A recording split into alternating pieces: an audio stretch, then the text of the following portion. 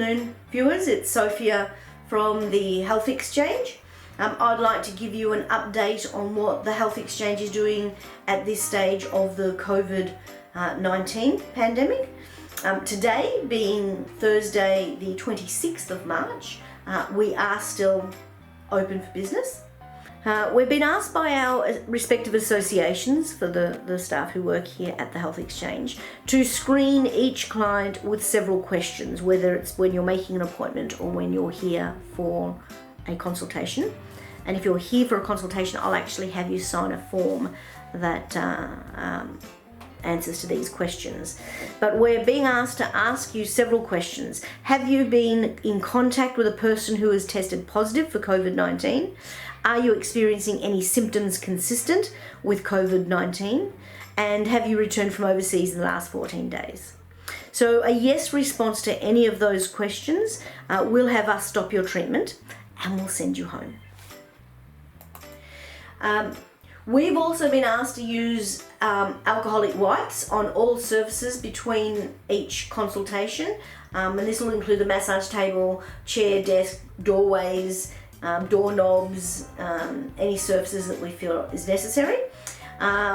Both yourself and us will be required to wash our hands with soap and water before and after treatments. And if you've got your own hand sanitizer, please bring that with you. I'm still waiting on my delivery of hand sanitizer, but they do say soap and water is the better of the two options.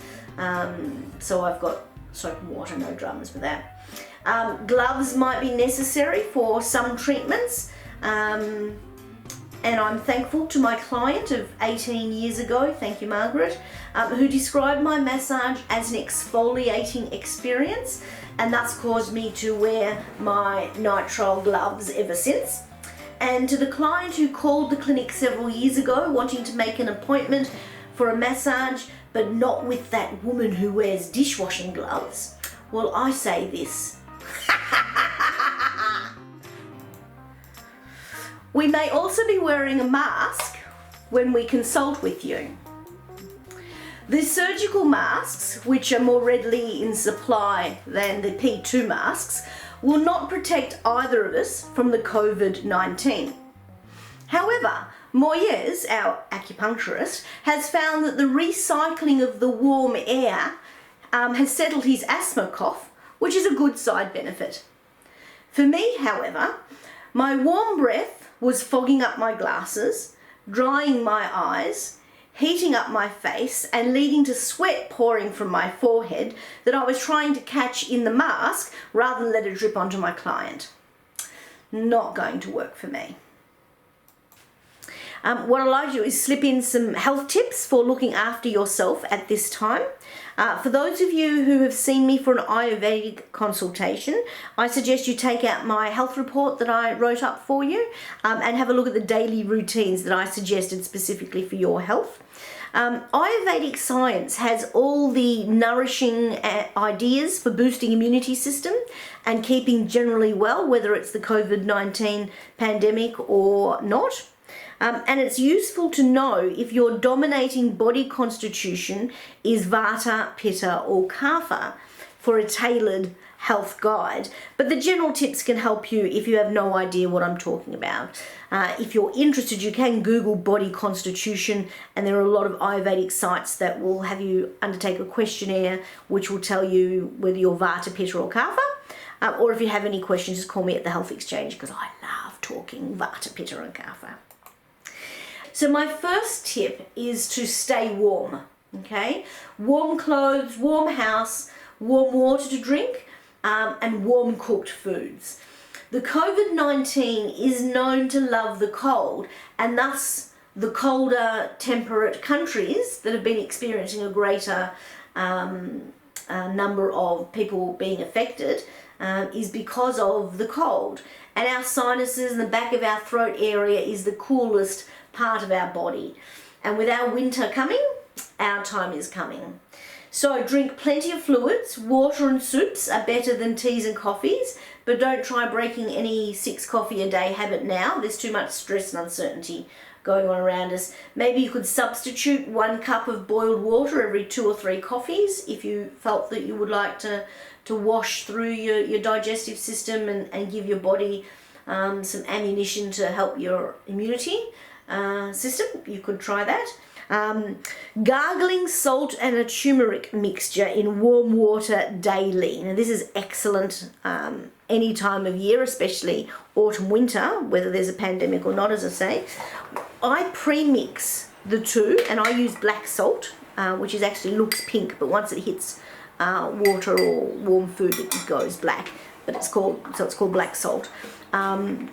But it's not the pink Himalayan salt. So I get mine from the Indian grocers. They have black salt in these little sachets, and it's pink. So I mix that with turmeric, and if you don't have that, salt would be better than nothing at all. So I mix an equal quantity of salt and turmeric into a container, shake it all up, make it all mixed up well. So that's ready for me to use on a daily basis rather than having to do it each day. And I'll scoop about 1/4 of a teaspoon into a small glass, and I'll usually get 3 or 4 gargles, mouthfuls of gargle out of that. And a daily steam inhalation. Now this is especially good if your lungs are already not happy, such as those with asthma, bronchitis, bronchiectasis, all those sorts of things. So make sure you do not burn yourself with this self-treatment technique, please. So firstly, add boiled water or nearly boiled water to a bowl or a saucepan, some heat-proof dish. Wrap a towel around it so it makes like a volcano shape. Place your nose and mouth over the top of the towel and breathe gently in to inhale the steam for 5 minutes or so. Now, if you've got essential oils and you want to add eucalyptus, 2 or 3 drops, I wouldn't go overboard with it, because the less you use, the longer you can use it for, and you don't want to shock your body by suddenly breathing in all this eucalyptus oil and then you go, fuck, I'm not going to do that again. But the steam by itself is sufficient. Now this technique helps keep the lungs moist, and it also warms the cool areas of the body, helping the body to kill off any bad guys trying to make themselves at home in the back of your throat or your sinuses. So that's all that I wanted to cover today. With all the uncertainty going on for several weeks now, staying close to home is actually a great idea. It's very grounding, and it is quite possible that the Health Exchange will be closing its doors to business soon, as we join the many people who have already sacrificed your jobs for the pandemic and to contribute to slowing the spread of the COVID-19, or the one I like is flattening the curve. I've got a few curves I'd like to flatten too. And the reason I'm thinking that we will close, see, at the moment we're deemed as health service. And certainly Moyes with his acupuncture, his association's been saying that, you know, soldier on, you're an essential health service. Massage is one of those, it's a little bit, it's going to depend on you, the client. So if you decide that we're not essential to your life, then you're not going to turn up and then we are going to close doors. If you determine that, you know, your massage relieves your pain and that reduces the chance of you going to the doctor and getting a script for pain relief medication or something off the shelf, then we are essential for you. The way it's going at the moment, people are cancelling appointments, which is no surprise. So whether the government deems us to close or we just close because there's nobody here, I'm not sure yet, but that's in the coming, I suspect. We'll be joining everybody else. Now, I've been doing a bit of reading up on the Great Depression of 1929, and the word great is probably misplaced in that sentence, but they did call the First World War the Great War or something. Great, I don't know about that. I think they just used the word big in those days, for great being big. Now, I was looking at the 1929 Great Depression to look for lessons that they may have learned, and I haven't got to the research on Australia in 1929 yet, sorry, because all the American stuff comes up first.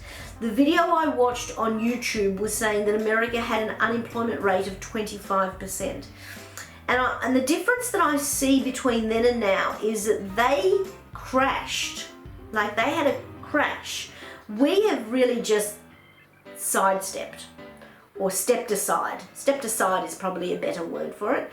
And yes, many people have been retrenched, but you know, I like the positive side of it, that we actually just stepped aside. It's like we've stepped out of the room for the moment, let the room sort itself out, and then we'll step back in again. So I do expect that our jobs and our businesses will pick up again once the all clear is given about the spread of COVID-19, and I don't see that before spring. Unfortunately, I think our winter is going to be the biggest toll on us, just because, as I pointed out, COVID-19 loves the winter, I think it'll take, and then it's going to take a few months for businesses to crank back up again.